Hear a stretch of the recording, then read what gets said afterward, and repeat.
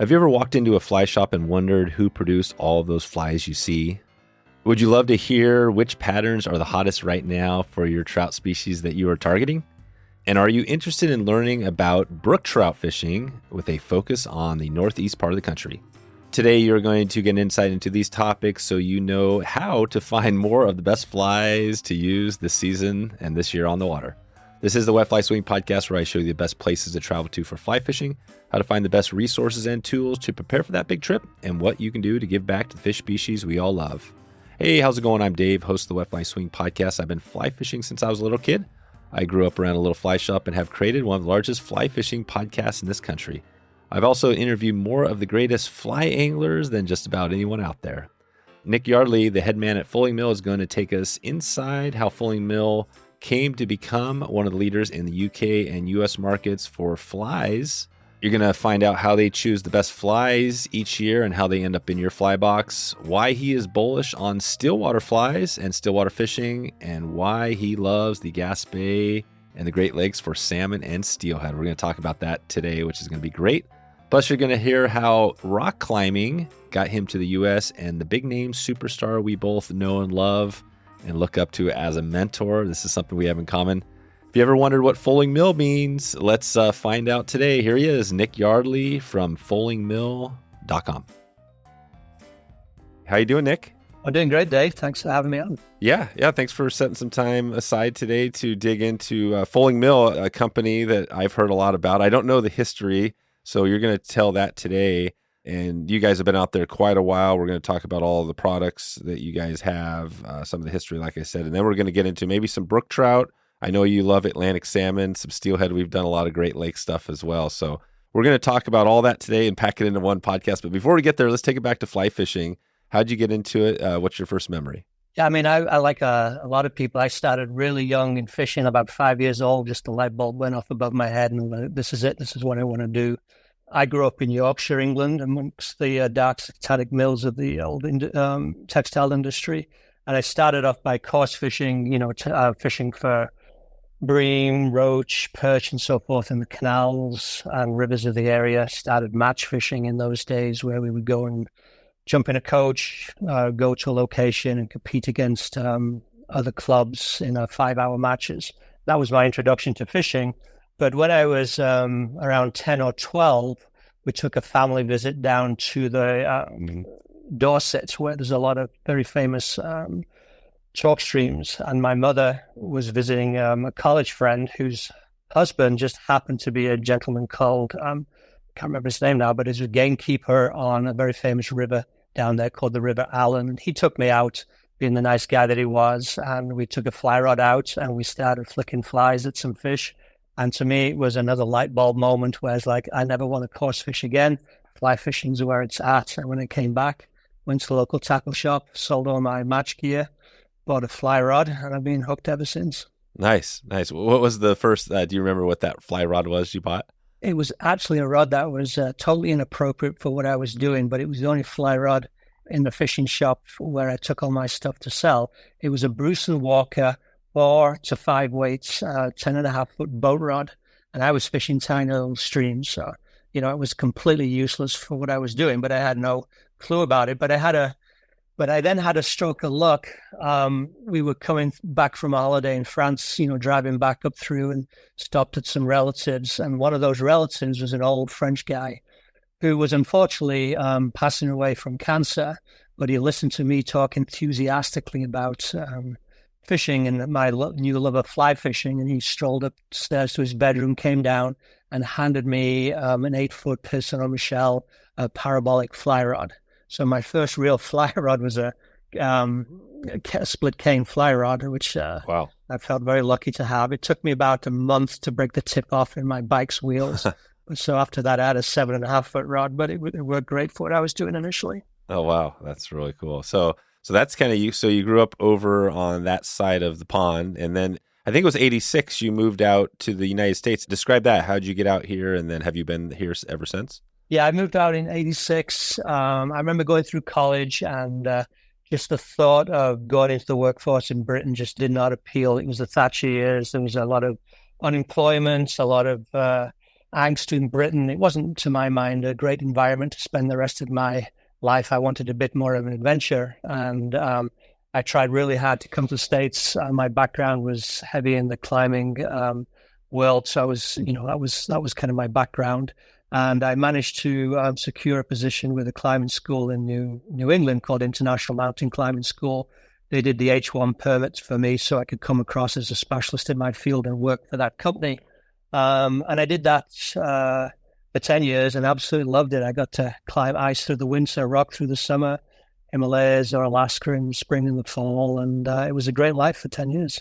Wow. That's amazing. And I'm sure, I love this. It always reminds me, I love the outdoors, right? Because we do all these things. I think a lot of people that are fly fishermen and women, they love all sorts of things. But we had that Solo. You remember that movie that came out, the guy that climbed El Capitan? Alex Honnold, yeah. Yeah, right. I remember we had Yvon Chouinard on the podcast a while back, and I asked him about the same question, like, wow, what did that feel? Do you remember that? Because for me, as I'm not a climber, and it seemed like I couldn't believe what he did. Do you remember that? And what are your thoughts about what he did? Oh, yeah. I mean, I remember it very clearly. It was a big deal. And, particularly in the climbing world, obviously, I mean, everybody jumped on it, but in the climbing world, it was next level, and it's still next level. Nobody's come close to doing what he did. Since him, nobody's done that same thing. Yeah, nobody's even come close, and I don't think anyone's even tried. And what he did was absolutely next level, and it was super impressive. And, he's wise enough to back away from that stuff now, and I think at the moment he's commentating in the Olympics. But, going back to Yvon Chouinard, Yvon wrote a very famous book called Climbing Ice in 1978, which was really the Bible for ice climbing. And as I started to climb ice in the early mid-'80s, that was the Bible, and that was the introduction to the bigger world out there of what was out there. And it was an amazing book, and it's still probably one of the best books ever written on ice climbing in the world. Oh, amazing. Yeah. Well, good. So that's it. So we got the climbing in there. Now, where I kind of, I didn't know the Fulling Mill, but when did that come in to place for your, your career?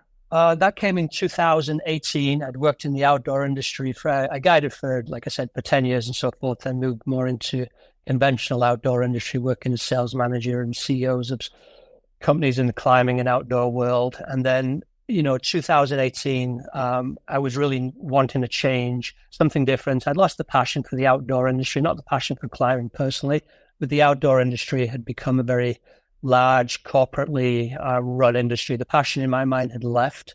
And I could see that in the fly fishing industry, the passion was still very much there. And the industry is really controlled by strong independent stores, which is just wonderful, whether it's Fly Fish Food, Gallops, Charlie's Fly Box, whatever. These are the stores that are the engines of our industry.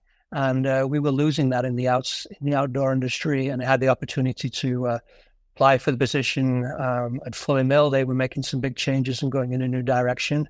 Got the job, and I've been loving it ever since. So that was in 2018. Perfect. Well, this is awesome. So Fulling Mill, let's dig into that a little bit, because this is a big name in fly fishing, and I don't know the whole history. First of all, maybe let's just start with Fulling Mill. Maybe what that is, what is Fulling Mill, and then, talk about a little bit of the history, how they got started and all that. Yeah, I'll give you what actually Fulling Mill means first, and I'll go into the history. Fulling is a method of treating textiles and fleeces, sheep's fleece, to compact it, to make it denser, to basically make it warmer. So this is done by using big wooden mallets that pound the fabric, and there's a level of water that's used there and heat there to shrink and tighten up the fabric to make it warmer. And to do this, they would use water power. So they would build a mill on a river. They'd have a water wheel. That water wheel would power the big hammers that would pound the textiles, tighten them up, so they were better, of more use for the lousy wet winters in Britain. And so these little Fulling mills were all over waterways in the UK back in the 1800s. And Fulling Mill, the company that we worked for, was actually named for a section of river on the River Itchen called the Fulling Mill Beat. So there was a Fulling Mill at one end, and then that section of river was called the Fulling Mill Beat. We don't own that beat, but that's what we were named after. And when I go back to Britain, I still often fish that little beat on the Itchen, and it's a great little wild piece of water. Oh, cool. Is that for Atlantic salmon or trout? No, that's very much down in chalk stream land, so that's trout and grayling. Usually I go over in the fall, so I tend to be hitting the grayling more than the trout, but it has trout in it as well, which, are chased more in the summer months. Okay, perfect. And so, yeah, so maybe talk about that on Foley Mill. How did that company get started? Who founded it? Was that like a single person, or maybe describe that a little bit? Well, history goes back a lot further than perhaps people realize. I mean, back in the 20s, there was a guy called Denis Whetham who was a schoolboy back in Britain, and he had a nasty rugby accident and broke his back, lost the use of his legs. Lay in hospital there, nothing to do, took up fly tying and was just doing that. When he was ready, they put him in a wheelchair, sent him back to his family home in Kenya, where he sat on the porch, tied flies, grew some interest from local people. I think the local bank managers kind of felt sorry for him, put a commercial order in for him for a few dozen flies. The light bulb went off on his head, and it really gave him the passion to actually, move forward. And he actually got out of his wheelchair and actually served in World War II and was promoted right up through the ranks. After the war, he came back to Kenya, and he and his wife Bobby bought a little dairy farm. Hard to make a living, so he subsidized it by going back to tying flies. He brought in a few fly tyers, and then eventually ended up with 30 tyers and was distributing flies to countries mainly through Europe. He retired in 1969, went back to Britain, but came back to Africa frequently. He sold the tying operation to Brook Tea in Kenya, and they thought they would take it on because it was located in amidst the plantations of where most tea is grown in Kenya. And they took it on, but didn't know really how to run it very well. A guy called Andy Unwin was an army officer who was posted to Kenya after the war. He heard about this operation, wanted to buy it, talked to Denis. Denis said, well, I don't think Brook Bond are going to make it work, so let's see if it folds. And if it does, you should hire those tyers and start your own business. And so it did fold. And in the early 70s, Andy hired a bunch of those tyers and then brought Denis on as an advisor. And they formed Unwin's, which was the factory that makes all the flies. It flourished, and he was distributing flies throughout Europe, probably 20 countries or so. During the 70s, his son Barry was born in Kenya, was a fanatical fly fisherman, moved to the UK, and then very much on a whim decided to start a wholesale tackle industry to distribute basically his father's flies. He did that. He sold other stuff as well, but mainly focused on his father's flies, and did great with that, and then eventually bought his father out. So he named that distribution business Foley Mill after the Foley Mill we talked about, because he was close to that section of the Itchen. Bought his father out, so Unwin's was now owned by Foley Mill, and so he controlled the whole chain. Was very successful selling the flies. In 1995, made a good, in the late 90s, made a good connection with Orvis in his travels over here to the US, and that actually became a main supplier for flies for Orvis. And the reason we're located where we are on the banks of the Connecticut River, close to Vermont, is that we were in close vicinity to Orvis, and we were providing flies to Orvis through all their stores. And at that time, Orvis's distribution was done through Manchester, Vermont. It's now mainly through Roanoke, Virginia, but at that time, that's why the connection was there. And for many years, Foley Mill was in the country selling flies to Orvis only. Nobody knew we were here. And that was in 2005, not late 90s, that 2005. In 2016, Barry sold the company to some British investors who are very smart and wanted to expand what we did in the US. And from 2016, we really moved full bore into the fly fishing industry as a whole, shops across the country. And I came on board in 2018. And now I think it's probably fairly hard to walk into any fly shop and not find a fully milled fly across the States. And then in 2023, we launched a big range of fly tying materials, which we've moved forward with now. Yeah, so that's awesome, that history. And then, so the materials, and that's the newest thing is the materials. Is it still located in the UK or in the US? I know you're located physically, but the company itself. So, there's 3 locations. There's Unwin's in Kenya. We own all 3 locations, obviously, where all the tying and all the fly material is prepared. And we have a population around, we have a workforce of around 250 people there. The headquarters are based in the UK, and that services the UK and rest of the world. And then we have our operation here in Claremont, New Hampshire, which services entire USA. And the USA is the biggest part of the business. Oh, it is. Yeah, that's interesting. I always wonder about that because we've done, a few episodes on the other side and, the UK around the world, but most of our stuff is US based. But I'm always interested in that, like the size, because the US obviously is a big market. And it sounds like, you guys obviously have the UK. Is there a lot of competition in the UK because here, you've got some big companies that are doing a similar thing. We've had them on the podcast. And it seems like there's definitely competition here. But how is that looking UK? Are you the leader over there, or are there a bunch of other companies doing it? We are the leader, and there are other companies that come into play, special small things. I mean, the big advantage any company has in the US is that the fly fishing industry is flourishing. There's a lot of passion, there's a lot of excitement, there's a lot of young blood coming into the sport, whereas that's much less so in the UK and Europe in general. And we obviously have way better access to fishing than anybody in Europe does. Why do you think that is? Why is it not as maybe growing as in Europe and UK as it is here? Well, I mean, I'll give you a little example. When I arrived in 86, I got through the winter. I would cross this river going to work every day. It was covered in snow and ice. The ice came off. May, I saw the fish rise and go, I'd love to get a fishing license for that. So I walked into the fishing shop, said, hey, I'd like to fish that section of river. Can I get a license? And the guy goes, yeah, sure, no problem. I said, so how much is that? And he goes, $12.50. I said, great. And does that give me like half a mile each side of the bridge? And he goes, no, that gives you the entire state of New Hampshire, all waters included, right. Which just, blew my mind, the access that I had to water. Whereas in the UK, you can certainly fish cheaply, especially if you're young, but you're limited to certain bits of water. You join a club and they have 2 or 3 rivers.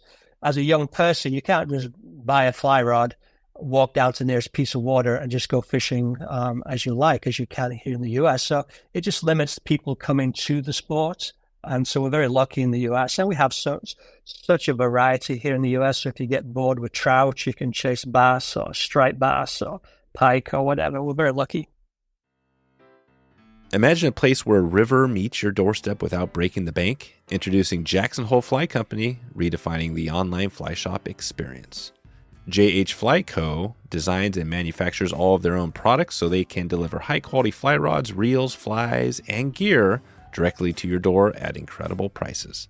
Whether you're a novice angler or professional guide, we think you're going to love Jackson Hole Fly Company. You can visit them right now at jacksonholeflycompany.com. Trout Routes is the most comprehensive mapping app for trout anglers.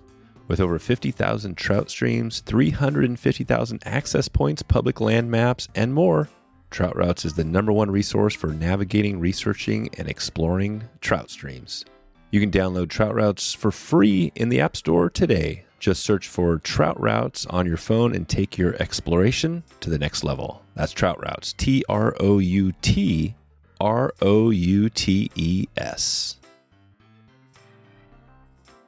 I want to talk, just some of the products with Fulling Mill, because I think you have a bunch of amazing signature tires. That's definitely one thing when you look at the people that are on the staff for signature tires. But maybe talk about what are some of the hot selling flies, materials, all that stuff. Is it a specific niche? Is it streamers? Is it Euro nymphing? Or do you guys kind of do a little bit of everything? Well, we do everything to meet the market demands. I mean, we want to provide one-stop shopping for flies for any shop across the country, no matter their territory, what they want to buy. But as with any fly, in fly fishing, if you're in the industry, 80% of the business is trout. So, people go and fish the Seychelles, they go to the Belize, they go to all these great places. But the day-to-day bread and butter is trout. That's the same for anybody across the country, really, unless you're in a particularly unique location. So we go, really deep into that, very much so. What was unique for us when Euro nymphing was really hitting off is we understood that as a tire, when we tie a size 14 Perdigon, we might tie it with a 2.8 millimeter bead, a 3.2, and then maybe a 4.6. Whereas if you were a consumer walking into a fly shop, you couldn't buy that. You could only buy a size 14 with a 3.2 bead on it. And if you wanted something smaller, weight-wise, you'd have to go to a size 16, and if you wanted something bigger, you go to a size 12. So one of the first things we did was realize that, and with certain flies in the Euro category, we added different weight sizes. So you could buy a size 14 fly with 3 different weights, bead sizes, which made it much better for the consumer and made people that didn't tie allowed to fish flies the way that we do as people who tie flies. That was huge for us. And I think other companies have now copied that. We spearheaded that, and it was a big success for us. And, Euro nymphing is very important for us, but so is everything else. I mean, what's interesting about Euro nymphing is that obviously one of the top selling patterns for us is something like a Spanish bullet, but the market where we sell most of that to, barely anybody Euro nymphs. It's Montana, and it's used in a hopper dropper setup because the Spanish bullet is a heavy, small fly, so it hangs perfectly under a chernobyl or a chubby, something like that. So there's been a lot of cross use of that style of fly in the industry, and which is great. It works out really well. And then obviously, big foam dry flies to go with that. But then in something like Pennsylvania, a size 14 waltz is the go-to fly for the Euro crew. And then just, understanding the demands of what the industry is looking for. I mean, we're really looking forward to Stillwater taking off in the US. Oh, yeah. There are a few accounts, that's a few dealers that really understand what that's all about. But in the UK, Stillwater fly fishing is, our bread and butter. We know it really well. In the in the UK catalog, we have a much deeper breadth of flies specifically for Stillwater. So they're all ready to bring over here to the US as the US market becomes more aware of what's needed. And then, to meet the demands of the southern markets and some other particular markets, we're just introducing for 2025 a whole new popper range of flies for warm water, which we're really excited about. With more flies for stripers on the northeast, some great new shrimp patterns from down in the Caribbean and Belize and so forth. So just a wide selection of flies going across. And, every year we look at where we feel we need to go. And some years it's addressing a complete category. Okay, we've got to rehaul the whole saltwater collection. Or it's a case of, well, saltwater's good, but we need to add a few. We need to work more over here. So it's a constantly moving dynamic to meet the market needs, and listening very carefully to what our dealers want, because they are the customer who's going to buy the product. So we take a lot of insight into what they want. So is that how it works? You kind of reach out to, are you talking to the fly shops? Who are the people that, and I noticed, like you said, Euro nymphing, Devin Olsen is the signature tire on there. We've had him on the podcast a number of times. He's probably one of the biggest Euro nymphing names out there. But describe that. How does that work? Who's the feedback that's letting you know where to go, where to turn to, how to stay ahead of the pack, right? Well, the strong feedback comes from the retail store and the reps who service those retail stores, because every territory is a little different, and then you'll find that certain things bubble to the surface. Now, Devin's fairly unique in that he's a signature tire, but he's also a shop owner. He has Tactical Fly Fisher, which is a very successful outfit, but he's written the books. People know about him well in a broad national sense. So his flies tend to appeal on a broad national platform, which obviously means that strong sales. And then we have people like George Daniel, who are also very well known and again have national appeal. And then we have tires that work in more specific areas where their flies are more geographically confined just because of the nature of the fishing. But really, we try to provide what's needed for every area within the country. Obviously, anything that has a broader appeal produces well for a wider range of stores, so that's a benefit. But we do realize that certain territories have certain needs, like big foam flies in Montana. We go heavy into that market because that's what that market needs. It's certainly not something that we sell in the Mid-Atlantic or the Northeast particularly well. So really understanding what's needed within territories and then listening to the reps and the shops carefully to their needs. There you go. And what is we're going to talk a little about brook trout fishing, maybe just turning it a little bit to that. If you say brook trout, what are some top flies you guys sell that would be good for those fish? Well, I mean, anything that's size 14, highly floatable, dry fly, anything with a foam body, little chernobyls, little ants, little beetles. I mean, when I'm fishing for brook trout here in the whites, my box gets severely limited, and basically it's small black beetles, and away I go. And if you live in New England, you have to adjust the season to what you do. I love brook trout fishing here in New England because when it hits July and August, it's really too hot to fish a lot of the big trout rivers. And so you have to go high. And something like the White Mountains of New Hampshire is just loaded with miles and miles of blue lining that some of those streams never see more than one person a year on them. So it's all wild brook trout fishing and a never-ending source. And you can fish it right through the height of the summer because the water stayed really cold. Right. So that's the White Mountains of New Hampshire. Yeah. And then the Green Mountains, to a lesser extent, are the same. They're a smaller area, but they have, similar opportunities as well. And so I flip-flop between the two. But for me, the White Mountains has a lot more diversity.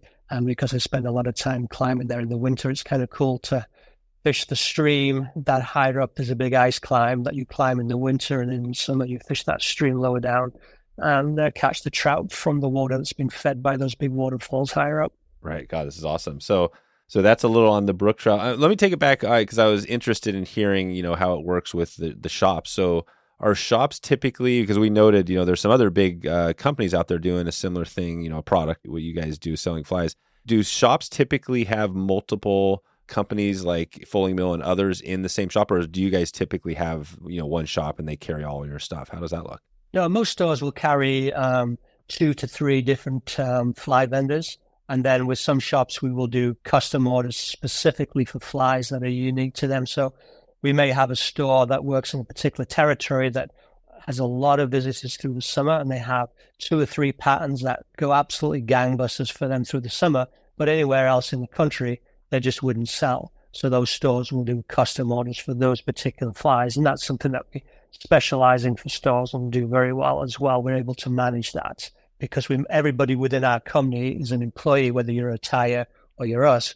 We're all employees, and we don't do any contract work. And so we control the system very concisely so we can manage it in any way that we wish.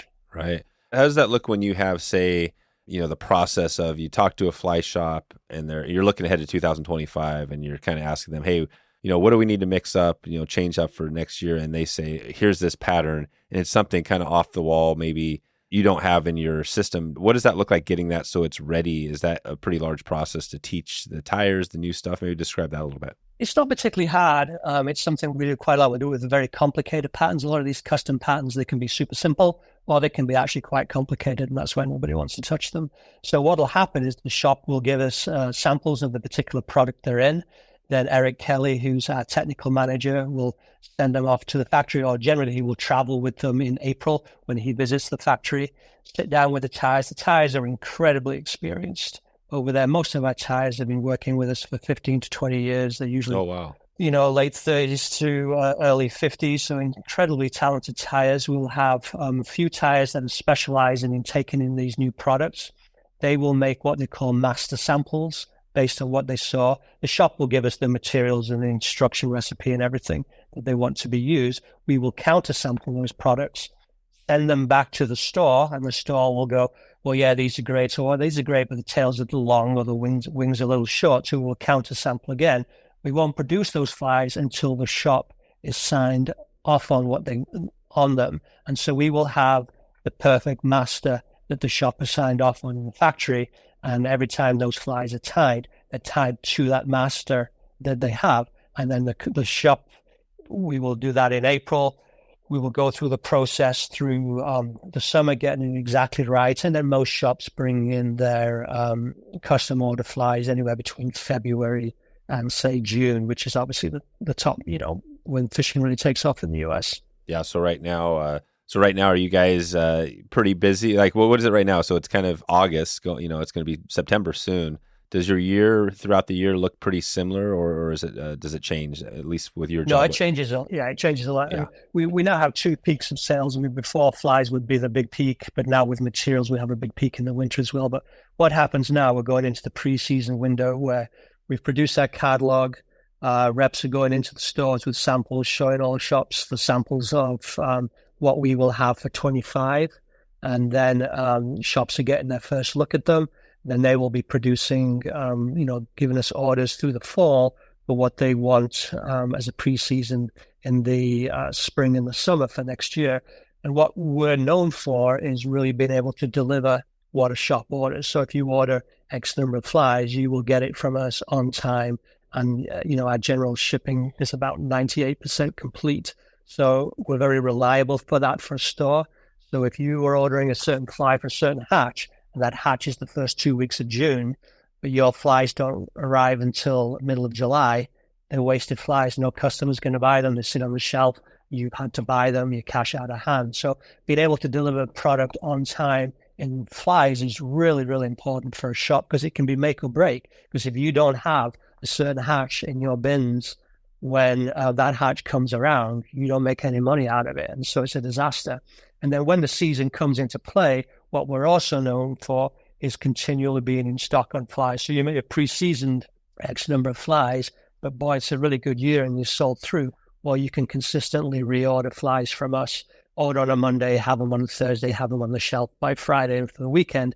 And that's what we specialize on-demand delivery of flies as the industry needs it. And it works well for us. It works well for the dealers. Yeah. Wow. On demand. So you could literally, if somebody was running low, they sold way more than they thought, they could call you, order, and within pretty much a week have a bunch of flies. Yeah. And if you're on the East Coast, you have them in a day or two. Yeah. And so Kenya, that's where all the operation, that's where everything's tied. What is it? I'm just kind of curious on Kenya. What is Kenya like as, for the people living over there, tying the country? I know the world is different than the 70s, right? Things have changed a lot, but have you been over there? What is Kenya like as a country? Yeah, I mean, I go over there usually. Our technical managers go over there 2-3 times a year. I go over every couple of years. I go over this October. So where we're based is in a place called Karachi, which is up in the mountains of Kenya. So it's not actually down in the hot, Rift Valley that people often think about Kenya. We're up where they grow tea. So we're about 6,000 feet. So the general environment up there is, warm in the mornings, then often big thunder showers in the afternoon. Quite lush because it's a tea plantation area. We're a very old established operation. As I said, we have about 250 employees. We own our own whole operation there. Everybody's an employee. Everybody has health care. And the big thing, which is unusual for Kenya, everyone has a retirement program, which is is unusual and really benefits the employees well. So we're a desirable place to work. And, a lot of people would like to work for us. As you said, most of our employees are in the 40-year age range. So have worked for us for a long time, 15, 20 years. So they're experienced employees who really know what they're doing and amazing tires. So it's a fun operation to go visit. And when I go over, I hang out with a lot of the tires. And the big thing is they just want to hear about, well, what do Americans think of this fly? What do Americans think of that fly? What do they like? What are they buying? And they're so excited to hear what's working in America and what's not working in America and what's hot. And, it's a fun environment to go in because they're getting direct feedback from me on what's actually working. So that's how it operates over there. Wow, cool. Yeah, no, this is really interesting to hear the whole process of how you guys do it. We'll talk a little more about Fulling Mill here before we get out, but let's jump back into the fishing. And I just want to touch on, maybe just all around your fishing. I know you have some passions in Atlantic salmon. Maybe talk about that. What does your year look like? Are you doing a lot of different things, or do you really love to focus on certain species throughout the year? Well, one of the unique things with my job, I get to travel across the country to go and visit dealers, and it's a very important part of what I do. So whether I'm going to Colorado or Utah or Oregon, I'm going to visit with dealers. I'm often fishing with dealers. So I get to fish a wide variety of different waters with some of the country's best anglers. And so I'm very fortunate in that role, and I love it to death. And that's one of the unique things about our industry, that it's passion driven, and the people that own the good shops, they are passionate anglers and they know their stuff really well. And it's a great joy to go and see how they run their businesses in their territory compared to somebody else's. I'm very fortunate with that. But, for my love, trout and salmon probably are at the top of the list. And here in New England, we're very close to Quebec. And when you think of Quebec as a recreational opportunity, the province of Quebec is the size of the complete east coast of the U.S. from the Canadian border right down to Key West. So it's a massive territory, which is just loaded with rivers and lakes. It's barely touched, particularly by Americans, but it's a drive for us. I can be on the I can be fishing in the Gaspe, within 8 to 10 hours from where I live. And I just love going up there. And the nice thing about the Gaspe rivers, that there's a lot of public access, so you don't need to go to a fancy lodge, spend lots and lots of money. You can fish public water, but the public water is very good, and you have a chance of catching. It's salmon fishing. Nobody has a chance of catching lots of them, but the fishing is very good, and you do catch good fish from those waters. And then you're fishing with the locals who are hardcore, blue collar salmon anglers that's doing it for passion. They're not staying at fancy lodges, and they're really, really good. And so it's a great opportunity, which most Americans really just don't touch. I was up there in June for a week, and I was fishing the York, the Dartmouth, and the Dartmouth. And I literally talked to just 2 other Americans the whole time I was up there, which is unheard of. Back in the day, you would see a few more because Anne Smith would have a booking agency where she would, you would basically go to Anne and she would say, you're coming up, and she would do all your booking of lodging. She would do all your permits get you in the draws and things. But unfortunately, she passed away a few years ago and nobody has picked that up. And so you kind of have to just go up and explore it, which is very easy to do. If you go to Salmon Gaspe, it's an amazing website which has all the information you need, and it's all in English, and you can work your way around it very simply. But it's a great opportunity, and the salmon stocks are coming back up on the Gaspe. They're strong. I was up there, as I said, in June. Caught 2 great fish, one on a dry fly, one on a swing. Can't really ask much more for a week salmon fishing. God, no kidding. That's amazing. Yeah, we've done a few episodes in that area. The most recent one we had Fred Campbell from Hooké. He was on talking about just just have the resource at Quebec. It's surprising, I would think, because of where it is, in that northeast part of the country, the world, or of North America, I guess, it would be more popular. But is it just because it's Canada, it's a different country, so you're not getting as many of the northeastern U.S. people that make why do you think it is? Or is it just because, like you said, it's too hard to figure it out? I think, there's a language thing. The Gaspe is French, and you have to make an effort. Everything's available in English. You can work it out. It's not very hard, but you do have to put a bit of work into it. And then I think for a lot of people, the thought of salmon fishing is a little daunting, because salmon fishing is a lot of fishing and not a lot of catching. But for some of us, that's really what makes it so desirable. Get in the zone, swinging that fly. And you might be swinging for 8 hours and then get one hit. But boy, when you get that hit, there's nothing like it. And then the unique thing about the Gaspe, you're fishing these amazingly clear rivers where you're dry fly fishing with a short line upstream to these massive salmon, and then watching a 15-pound salmon come and nail a dry fly is a whole different world than watching a 3-pound brown trout come up. And you're watching this salmon come up from 10 feet down to hit that fly. And if you've got a weak heart, it's not something that you want to do. How many times when you see that salmon come up, you got your dry fly there, does it come up and not take it? Like what percentage? That'll certainly happen a lot. But on my recent trip, I'd been swinging across this pot of 3 fish, all sorts of flies, nothing happened. Went down, was casting up, dead drifting over them, put on the wolves and everything, nothing happened. Then I put on a big purple chernobyl, just something I happened to have in my box, just a big, ugly Montana trout fly.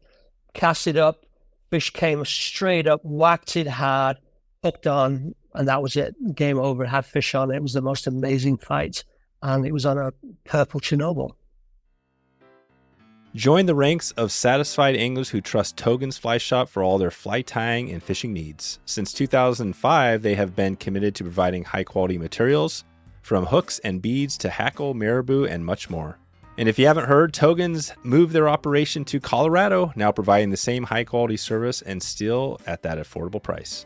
Whether you are a beginner or a seasoned pro, their extensive selection of expert tutorials will help you create the perfect fly patterns every time. Subscribe today for exclusive promotions and gear up for your next fishing adventure with Togen's Fly Shop. That's Togen's, Togens, togensflyshop.com. Typically with Atlantic salmon, why are they biting that bug on the surface? What are they thinking? Is it, what's going on? Is it similar to like steelhead?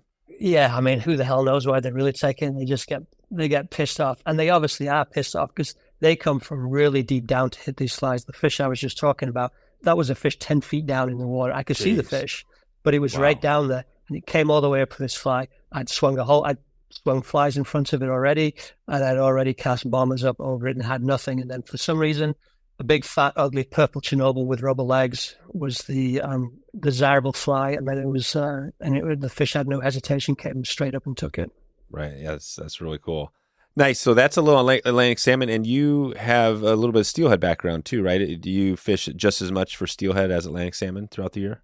Yeah, I mean, I'll fish for a river where I can swing. I mean, in the fall, we're swinging for landlocked salmon on the tribs of Lake Champlain and other places. We hit the Great Lakes in the fall. And then if I ever get the chance, I'll go out west and swing there. I've been fortunate to fish the Dean a couple of times, which Nice. is obviously pretty special. You obviously get very spoiled by that.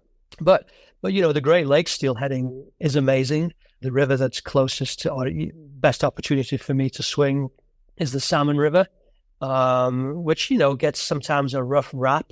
But if you go and fish it these days, there's a lot of people swinging it with, highbrow tackle, and the fish in there are amazing. And I hear all the stories about how strong fish out west are, and I've certainly caught a few Dean steelhead, and they are certainly very strong. But I've caught some fresh steelhead out of the Salmon River, which, give them a good run for their money, no doubt about it. And they're just as exciting flying through the air. Yep. And are you seeing that? You're seeing changes in the salmon now? You're seeing more of the people swinging versus the nymphing and all that stuff? Yeah, very much so. I mean, I think on some of the local landlocked salmon rivers that we fish, you used to see on some of these rivers, you had to swing. You weren't allowed to use nymphs or anything like that. But they were swinging single-handed rods with classic, main style streamers. And now we see many more people fishing, just taking the two-handed rod out and swinging for those landlocked salmon, even in quite small rivers. And it's effective and it works. When you go to the Great Lakes and you're fishing the Salmon River, there's certainly a lot of people that will still nymph, but you're seeing way more people swinging with, big rods and classic West Coast salmon flies. And it's just, there's a lot of water on that particular river that is just perfect for fishing that way. You can cover a lot of water very fast. You can get in the zone and move down a run and just hit a lot of water and be quite effective. Yeah. For the salmon, what is your rod length and kind of weight? What do you like to use? Are you kind of a more long belly or shorter stuff? Well, the rivers that depend on the river you're fishing, but my rivers that I tend to fish the most for Atlantic salmon are the Dartmouth, the York, and the St. John, particularly the York, which has a lot of public water and a lot of good fishing. Low down, I'm usually using a Berkheimer 12.5-foot 7 weight, which tends to cover most bases. But it's a unique river because higher up it narrows down a lot. So I might change over to my 11-foot Orvis switch rod when it gets narrower, and then higher up, just down to a 10-foot 7 weight single-handed rod. So you can use the whole spectrum on that one river just because of the nature of the water. When I'm in the Great Lakes, I'm often fishing that 11-foot switch rod or the 12.5-foot 7 weight. And between those two, I get most things done. Yeah, gotcha. Cool. Yeah, I was just kind of looking back through our back catalog. Recent episodes we've had on, Topher Brown, talked Atlantic Sam. We had David Bishop, who talked Gaspe and all that stuff. So we definitely have some great resources. And steelhead is cool because we've been heading up to the Great Lakes fishing the South Shore Lake Erie with Jeff Liskey and doing that. And I think this year we're going to be heading back to, I think we're going to head there with Rick Custich in New York again, but then we're also going to head maybe up a little bit up into the north of there and fish some other stuff. Well, certainly going with Rick will be great because he obviously knows what he's doing very well. Yeah, he does. Well, this is good. So you've got basically all these places to go to. I mean, how do you choose where you want to, like, when you look ahead, you say, hey, I want to fish this place, so I want to connect with or is it more like these are the people coming to you and you go to where the need is for the new flies and stuff like that? Well, for flies, first of all, we don't touch any Atlantic salmon flies because it's such a small market. We sell in the US, we sell in the UK, we sell a lot, and but the UK sells to Canada. We leave Canada alone on the Atlantic salmon fly side because if you fish the Gaspe, there's so many local tyers that sell just really beautiful flies specifically for those rivers. So when I go and fish the Gaspe, I purposely buy from local tyers, or I'm a fanatical tyer, so I obviously tie up a lot of flies myself. So my market is really the US and the US travel market.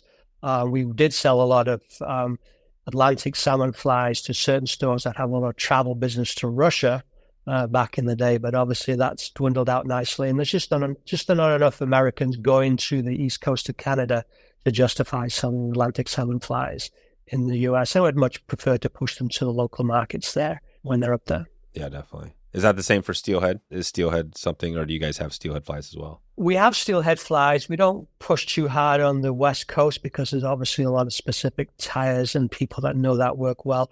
We push fairly hard on the Great Lakes, obviously, and we do sell, obviously, into the Northwest, but we realize that there are niche things that support that better, and we're quite happy for them to do so. Perfect. And so on flies, maybe let's just go around on, patterns. So like for you, if you're heading up, let's just talk Atlantic salmon. I know you guys don't sell Atlantic salmon, but what would be your pattern if you're heading up to the Gaspe? Do you have one that you love that's like, that's the one you always start out with, or what do you think there? Yeah. I mean, in Atlantic salmon fishing, I think little has to do with actual flies, the confidence of the fly. And so for me, it's a fly called the Earl's fly, which is a super simple fly. How do you spell that?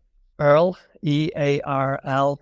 And Earl Stetson was a guy that I knew very well back in the day who introduced me to the Gaspe. And he had one fly that he fished hard. And when I go, he unfortunately he's passed away now. So when I go up there in his honor, I fish that fly. And it's just a crystal flash tail, crystal flash wrap body with a black squirrel bear hair wing. Super, super simple, but matches the water well there. And I fish it in Earl's memory every time I go up. And, the fly that you fish the most catches you the most fish. Yep. So that works well. And then back when I used to fish, wolves a lot is my favorite go-to dry fly. But after this recent trip, I think the purple chernobyl has come, and I'm going to trust tradition and, go with something ugly like that. There you go. Chernobyls. All right. Perfect. And then what about for steelhead? If you're fishing for steelhead, do you have a top pattern you love to use? Yeah, I mean, if I'm fishing in the Great Lakes, a white woolly bugger or a black woolly bugger with either chartreuse or orange ice dub head, that type of thing tends to work well. Those work really well. Then I will go into more traditional styles, but they tend to work right down into small sizes, size 10s and so forth, tend to work really well for me in the Great Lakes. Oh, yeah, 10s, right. And are you getting mixing on those a mix of sinking, like weighted flies, or do you just use the sinking line to get you down? I'll use a little weight on the head, but I'll definitely use, a relatively heavy tip. But I might use a bead or a cone on there as well, just depending on what the water is. I mean, there are some runs in the Great Lakes which are quite shallow, and you want that fly to, be close to the bottom, but not be bumping over, having the current lifted over those low rocks. So it might be a fairly heavy tip and a very short, 3-foot tippet. And that might do it, or I might just stick a bead head on there and go heavier. Yeah, perfect. Well, and we mentioned trout flies a little bit with brook trout, but let's go back to them. So, is it pretty standard? You mentioned the ants. It's just really anything you put on there in the right size 14 is probably going to be okay. Or would you recommend some other flies for brook trout that are good sellers for you guys? I mean, a little bit will depend on what you want to do as an individual. If you're fishing the White Mountains, just to give you a definition of what the water's like, because everybody has an idea of what brook trout fishing's like. What I'm hitting is the high drainage blue lines, which I would class as 2-weight water. Most of the fish I'm catching are between 4 and 10 inches, so they're not big fish. So a 2-weight is more than adequate for that. And what you find is that while the lower drainages are hit relatively hard by the anglers, the lovely thing about anglers is that sometimes they're lazy and don't like to walk too far. So if you can walk 2 miles further up the river, you're going to find some water that literally hasn't been hit that year. So when I'm fishing these rivers, I'm generally fishing a 7.5-foot 2-weight rod with a 5 to 6 foot leader. And I could fish a hopper dropper setup, but I just like to fish a dry fly in general. I usually don't start doing this stuff until July, going through August. Once you hit the end of August, these high drainages are getting too cold, and then you have to back off. The fish getting into the spawning colors, it's getting a little too cold to wet wade because we're really high up for the White Mountains on these.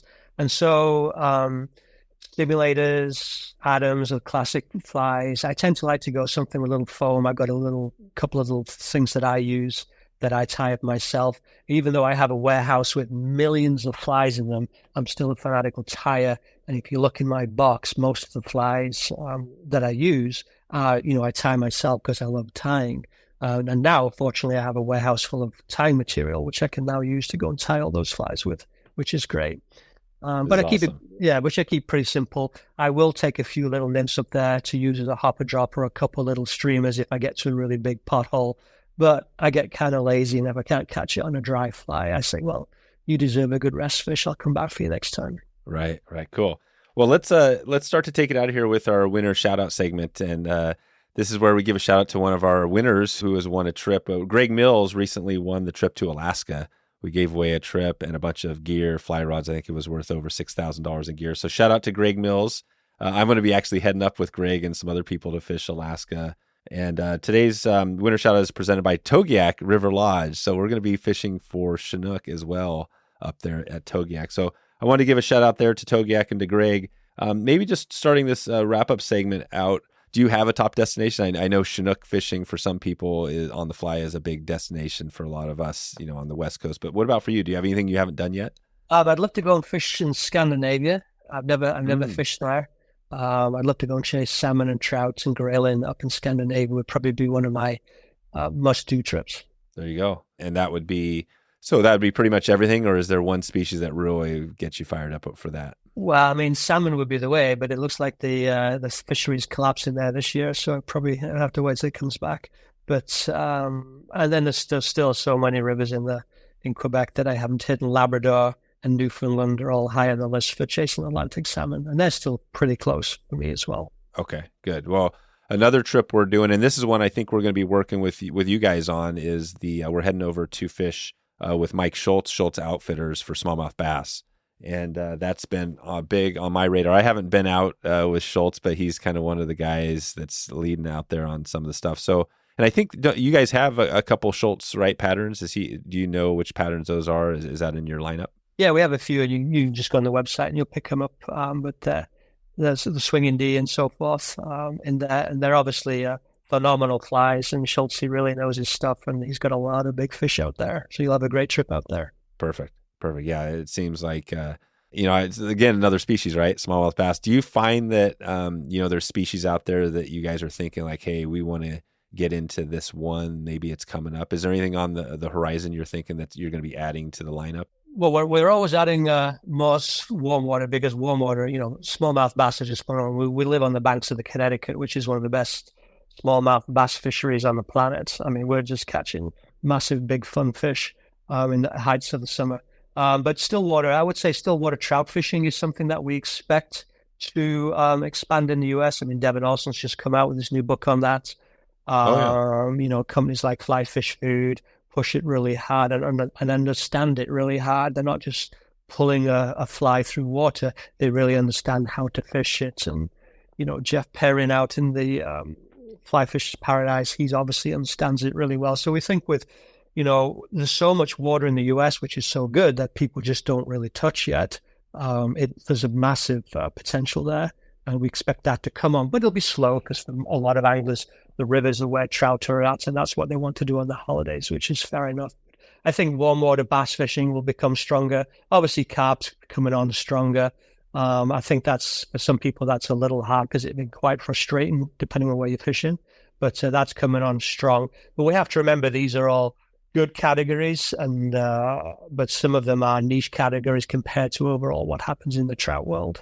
Americans love their trout. Yeah, we do. That's the thing. Trout is good. And I want to give a highlight to, I love that you mentioned Stillwater, because Phil Rowley is kind of our Stillwater host. He actually hosts a segment on our podcast, the Littoral Zone, and he had Devin Olsen on in the Littoral Zone episode number 7, and they talked about the book and everything. So I think Stillwater, for me, I've always loved Stillwater fishing, and I think it is interesting to see, because I guess you see it. Do you see it growing? Why do you think it hasn't grown in the U.S. yet as much as anything else? Why do you think streams are still the top? Well, I think a lot of it comes down to tradition. That's what people have always done, and so that's what they do. I think for a lot of people, it's easier to understand the structure of a river and where the fish will be. I think a lot of the lakes in America are huge.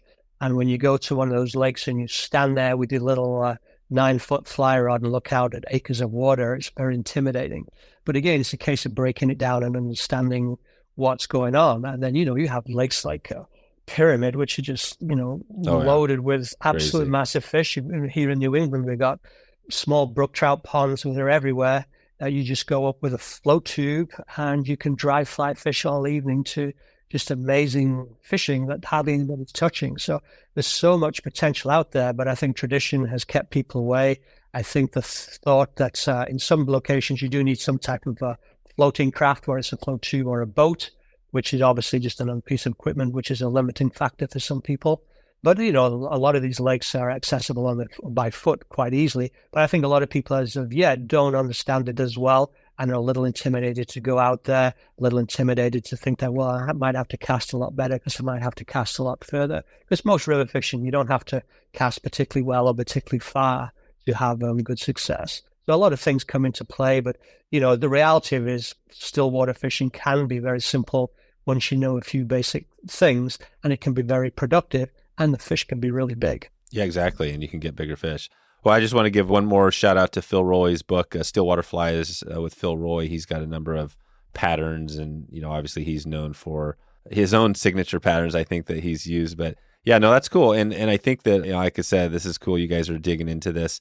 Well, maybe just as we take it out of here on Fulling Mill, as you look at it, anything else we missed today you want to make sure to highlight about Fulling Mill, your products, your company, anything we missed? Yeah, I think the materials are the big thing. That was a big launch in 2023. We did a very wide program of very high quality materials at very competitive pricings, nicely packaged, easy to understand, QR codes on the back on how to use particular materials on that.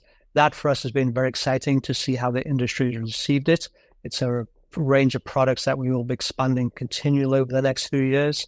And we look forward to it really getting bigger and bigger and keeping tires happier and happier.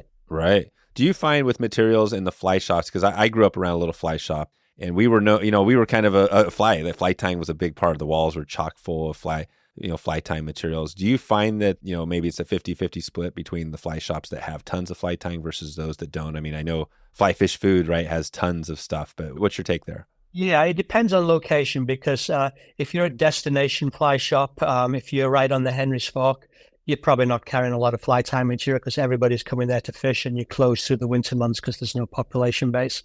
If you're a Denver store where you have a huge population base around you all year round, yeah, it's 50-50 and even more for fly tying maybe, because you have a large population that aren't coming to buy flies to go fishing, but they live there and they will be coming in there to buy materials all winter long to tie because they're right there. So I think location has a lot to do with what a shop carries. Well, I think for some shops, it'll be devastating to carry a lot of materials because people are just coming to fish and they don't live in the area. Complete opposite in other areas. So it all depends. And then you have somebody like a Gallops, which is on the river, has a lot of flies. You have a signature tie like Kelly, who really knows his stuff and pushes materials hard and has a strong mail order, internet business, which goes year round. So there's a lot of variations in there on how you run your business as to what you will carry. Okay. And maybe give us a Stillwater pattern before we get out of here. Do you have one you really love for Stillwaters? I know there's a lot of diversity. Any type of floating crane fly, dry fly, crane fly tends to work really well. We call them daddy long legs back in Britain. And they're very, very popular over there on the Stillwaters. People over here still quite don't understand them and not quite using them as much, but they're very effective. And then obviously the Dalbark, which is a classic Welsh little fly, which just produces time after time. So between a daddy long leg, so what we call a crane fly, and a Dalbark, you've got a lot going on there, which can be fun to fish. Perfect. Great. Nice, Nick. Well, I got one random one for you, then we'll let you get out of here. So I always love to get into the drinks. So, we're in the morning. You mentioned tea. Are you more a tea, coffee drinker, water? What's your drink of choice in the morning? I'm a Brit, so I'm a big tea drinker. So Yorkshire tea is my staple. But when I came to America, I realized you guys don't know how to make tea. So whenever I go out to breakfast it has to be coffee because you guys do know how to make coffee. You don't know how to make tea. So if I'm at home, I drink a lot of tea, coffee when I go out. Oh, so that's the thing with tea, because I'm kind of like transitioning a little bit into both, but what is it about the tea back in the UK that's different? You mean just the brands make a better tea? Is that what it is? No, you can get Yorkshire tea and good teas in America. You can get very good teas in America, but people think you just make it with warm water or something. So if you're going to make a proper cup of tea, you need a teapot. You put your tea bag in there or you leaf tea, and you pour boiling water onto that tea. and you let it steep. You put a little bit of milk in your cup, and then you pour the tea once it's steeped into your cup. The problem with tea that I see when I go out and try to get a cup is that they give you a tea bag, which is very old and stale with not much flavor in it because nobody uses it. Nobody uses tea in America when they go out. And then they give you a little carafe of warm water, so that doesn't bring out the tea. So it just doesn't work. So you gotta have boiling water and good tea. And Yorkshire tea is my go-to tea, and you pour boiling water onto that, and you got a really good cup of tea and a little bit of milk. Oh, amazing. God, you're blowing my mind here. This is good. So I'm doing it all wrong. This is great. So basically, yeah, boil the water, make sure that's your tea's boil it in there, and then pour it into a little milk. Well, don't boil it in it, but add the boiling water to the tea bag. Oh, yeah. Yeah. To the tea bag. But it's got to be boiling. The water's got to be boiling when you start the process, yes, when you add it to the tea bag. Okay. And one of our other favorite questions to get out of here, the music or podcast question. If you're on a road trip, traveling around to one of your fly shops or, doing your rounds, are you listening to music or more podcasts? I mean, I listen to a mixture. I also listen to a lot of books. I get really deep into the book side of things. Sure. So a lot of books, but obviously, your podcast is high on the list, and then music. Oh, nice. Music can vary everything from, the Stranglers, which I obviously grew up on back in Britain, to, right up to Noah Crane back here. Is it Noah Crane or Crass? I can't remember now. I'm not sure. I'm kind of out of the loop a little bit. Okay. No, well, the Stranglers is interesting. Yeah, it's just the Stranglers, I'm ride high, as long as, people like The Clash and so forth as well. I was going to say, when you said Stranglers, I've never even heard of that band, but I just thought that was definitely a punk, something like in that realm. Yeah. Well, if you haven't heard of the Stranglers, you definitely want to go check them out. I think you'll really enjoy them. Oh, good. Well, we'll put some Stranglers in the show notes today so we could listen to that. Maybe we'll get something on Instagram as well. Cool, Nick. Well, this has been great today. I appreciate, the history and getting us updated on Foley Mill. I feel like now I know a little bit more about it and what you guys have to offer. So you guys are obviously doing a great job out there. But we'll send everybody out to folingmill.com, and they can also follow up with you on Instagram. Remind us again, what's your Instagram? Nick J. Yardley is my personal Instagram. And then obviously the Foley Mill has its own Instagram, which we have lots of cool information and let you know when new products coming out and how to tie flies and so forth. And a YouTube channel as well. Oh, yeah. And YouTube. Right. We need to get into that. Good. Awesome. All right, Nick. Well, thanks for all the time, and looking forward to staying in touch with you as we move ahead. Great. Thanks a lot, Dave. Okay, your call to action today. Check in with Nick on Instagram and let him know you heard this podcast, and check in with Foley Mill, see what they have going right now. If you get a chance, please follow this show on Apple Podcasts. You can do it. That plus button will follow the show, and it'll allow you to make sure you get updated when the next episode goes live. Heads up to what we have coming. The shop is still out there. We are still behind the scenes planning this and the big upgrade. So if you want to find out more about the shop, just send me an email, dave@wetflyswing.com. I've talked to a number of people who are interested, and we're getting closer to getting this thing out there. Put that in your subject line, the shop. This is the place where you're going to hang out, and we're going to build trips together and talk about fishing, fly tying, and we're going to do it all there. One final note before we get out of here. If you're interested in Alaska, we are heading up there this year. Fish Hound Expeditions is going to be our leader on this, and we've got a number of spots that were open, and those are closing quickly, but we do still have a couple of spots remaining. Send me an email, dave@wetflyswing.com, and in the subject line, just put Alaska trip. And this is going to be Alaska by road, a unique experience, and it's going to be a way to experience Alaska without the major price tag that you sometimes see out there. So check in there. All right, I'm going to let you get out of here. Hope you have a great morning, a great afternoon, or a great evening, wherever you are in the country. And looking forward to seeing you on the next episode. Talk to you then. Thanks for listening to the Wet Fly Swing Fly Fishing Show. For notes and links from this episode, visit wetflyswing.com.